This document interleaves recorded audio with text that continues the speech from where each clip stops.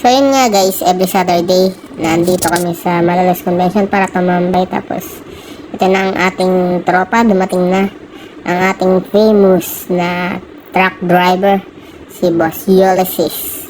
Yan, syempre pag dumadating yan, lagi natin kinakantyawan ng air up, air up. Pero ang totoo, hydraulics yun, hindi siya air suspension kasi dumping truck yan. So ayan, every time na dumadating siya, lagi namin kinakantyawan na iangat yung bed ng truck niya. So ayan, tinanggalan niya yung yung lubid para hindi malaglag. Tapos ito na yung susunod na mangyari. Yan na, air up, air up, air up. Yan, tapos sabi namin hayaan lang yan nakaangat na ganyan. Tapos kumain kami dahil nagkakagutuman na at paggabi na rin. At hindi nga nasiyan sa mababang dumping, sinagad nga talaga, ayan. Tapos niyaya na namin siya, iwanan mo na yan at kumain na muna tayo. Tapos ayan na nga, peace ba muna kami ni boss. Sabay rekta, tara kain na. Yan, may dala pa si boss na pakwan, yan, galing daw sa mga tropa. Yun, let's go, kain na na. Tapos habang nagkakayaan kaming kumain, meron lumapit sa amin na isang matanda. Tapos nangingi ng barya. So sabi ni Boss Ulysses, tara boss, samahan mo ako. Bibili tayo ng kanin. Kasi ang request lang ni Kuya is kanin. Dahil meron na daw siyang ulam. So ayan, sinamahan ni Boss Ulysses para bumili ng pagkain si Kuya, ng kanin. Tapos after naman na mabilihan na ng kanin si Kuya, yan, pinadump na yung pinababa na yung truck. Tapos sabi ko, tara, kain na tayo kasi gutom na talaga ako. O yun, naglalakad na kami papunta ng dito sa ating food park. So ayan, habang naglalakad kami, si Boss Ulysses, tapos nandiyan si Boss Pao. Tapos ayan yung kasama natin nasa likod, si Vampira, nandiyan sa likod. Huwag niyo na pong tanongin bakit Vampira ang pangalan niya. Basta Vampira po yan. Tapos, yan po, naglalakad po kami. Nakita po namin si Pikachu. Yan po. Tapos sabi ni Boss Pao, pag daw nawala ng kuryente sa na iuwi daw niya si Pikachu. Para daw sila lang yung may kuryente. Tapos ayan, naghaharutan na naman po kami. Puro mga katarantaduhan na naman po pinagagawa ng mga kulokoys. Tapos ayan po, si Boss Pao naglalakad. Parang gusto daw po niya kumanta dun sa video, okay? Kaso po, wag na lang daw po kasi baka daw po umulan. Kasi talagang napakarami po ditong mga mabibilihan, mga laruan. Kaya kung may anak po kayo, sinama nyo dito, talaga mag-i-enjoy. Yan po, sa katunayan nga po, enjoy na enjoy si Boss Pao. Parang gusto niya bumili ng laruan. Yan, sabi ko, Boss Pao, magpigil ka lang. Kakain lang tayo. At wala tayong pamili ng laruan. So, ayun na nga po, naglalakad na po kami. Tapos tinitingnan namin kung anong kakainan namin. Kasi po, halos lahat po dyan tinikman na namin. So sabi ko, iba naman. Tapos, naglakad-lakad po kami. Tinignan po namin, meron po dyan mga milk tea, mga juice, may mga ihaw-ihaw po dyan. Shoutout po sa mga nakakasabayan namin dyan na kumain. Tapos, ayan po, habang naglalakad po kami, titingnan po namin mga pagkain kung saan pa ba kami hindi nakakain kasi para matikman namin halos lahat ng kainan dito. Ayan, habang naglalakad po kami. Sabi ko, tara, dumulo na muna tayo. Yan. Tapos may mga iba pong mga foods dyan. Yan, mga fries. Meron po dyan, yan, mga milkshake. Mga milk tea po. Mga hilig naman po sa street foods. Meron din po mga fishball dyan. Yan. Punta lang po kayo dyan. Tapos sabihin nyo lang po pangalan ko. Tapos takbo po. Takbo lang po kayo. Yan po, habang naglalakad po kami. Parating na po kami sa dulo. Tapos di naman po kami nakasundo kung anong saan kami kakain dyan. Sabi po ng tropa, doon na daw po sa isang kainan sa favorite niya. Sabi ni Boss Pao. Doon daw po sa may malapit sa pinagparkingan namin. Kaya naglakad na lang kami pabalik. Pero siyempre, bumili muna kami ng palamig. Yan, may palamig po dyan.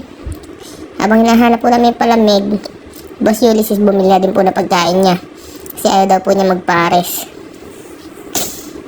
So, yan, balik na lang muna po kami. At bibili muna ng palamig. Yan, may favorite po kami bilihan ng palamig dyan.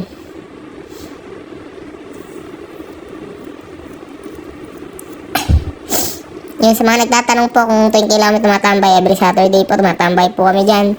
Mga 6 p.m. onwards po. Minsan, 5 pa lang po, nandyan na kami. Tapos pag bukas po ang ilaw, nag-stay lang po kami dyan sa parking na convention. Pero pag naman po madilim at patay ang ilaw, minsan nalipat po kami Cabanas or kung saan magkayayaan. Basta tamang tambay lang po, tamang chill. Yan, so marami din po bumibili dyan. Marami po kami makakasalubong. Tapos ito na nga, may mga bukuan na. Tapos ayan, may mami. Tapos ito, sa susunod, ito na yung binibilihan namin. So, for today's video, ang aking binili dyan is buko pandan. Para maiba naman kasi walang melon eh. Pero melon talaga favorite ko sa mga ganyan. Pero para maiba naman, buko pandan. So, yan, shoutout sa ito. Masarap naman yung mga palamig mo. Eh, hindi pala buko pandan binili ko. Mali pala ako ng akala. Kasi sarili ko na mali ko. Chocolate pala yung binili ko. Para maiba lang.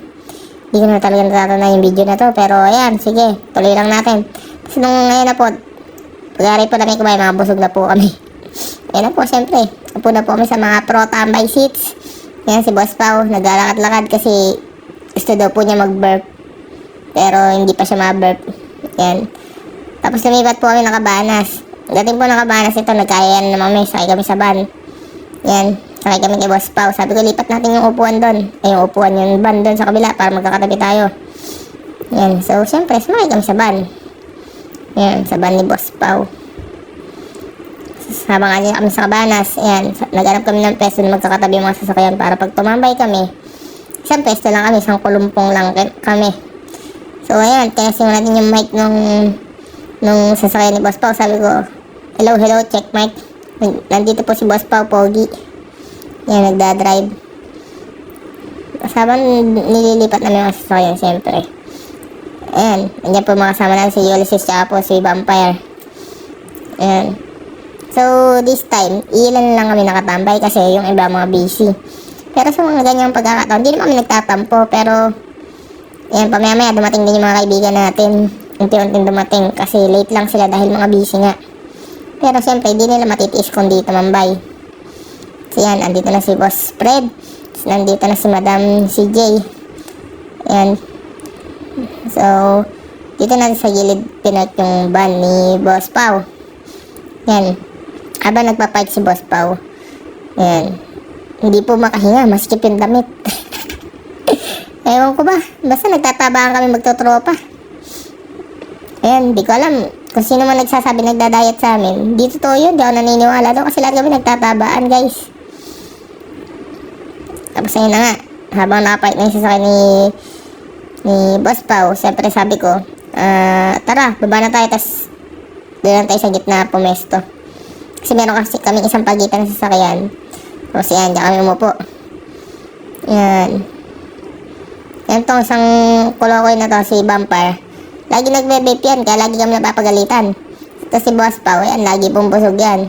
Boss Pao, yan o. Smiling face. Woohoo! Diba? Smiling face. Baka Boss Pao yan. Oh. Tapos ayan po si Boss Fred. Tapos ayan po si CJ. Si Boss Pao, di ko alam kung anong iniisip nito. Parang nagbumuni-muni. Ayan o. Tapos lipat na lipat. Hindi mapakali. Hindi ko alam talaga. Tapos pamaya-maya lang. Ayan, lumabas na po si Boss Fred.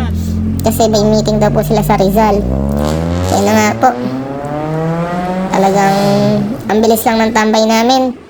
Tapos dumating na din si Boss Eli. Ito, hihintay namin ito ng alas 6. Dumating po alas 9 na. Hindi ko din maunawan saan ang galing. Kung late ba nag-check out. Yan. Tapos si Vampire, sumakay naman. Yan. Nagpaikot pa. Tapos ito yun. Lumabas kami ng convention. Siyempre, maangas tayo. Kaya yan, nag-push up muna tayo. Push up.